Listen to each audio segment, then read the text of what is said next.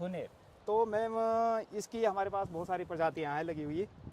तो मैम इसका जो असली कार्य है जी ये कैंसर के लिए है मैम। जी तो इसकी पत्तियां, इसकी खाल, जी इसको उबाल के जी अगर कैंसर का रोगी इसको सुबह शाम जी अगर इसका पानी पिए तो मैम उसको 3 महीने तक रिकवर हो जाएगा। 3 महीने 3 में महीने ही? तक, लेकिन कैंसर की क्षमता कम होनी चाहिए। जी अब 8 लास्ट जा रखा है मैम, तो शायद जी। आयुर्वेदिक उतना काम न अगर कर पाए। कैंसर की शुरुआत है शुरुआत है तो और खत्म ये कर देगा। थुनेर की काढ़ा बना के अगर पिया ठीक है, जाए तो ये खत्म हो खत्म सकता हो है। सकता है। जी बहुत बिल्कुल, बढ़िया बात बिल्कुल। बताई आपने।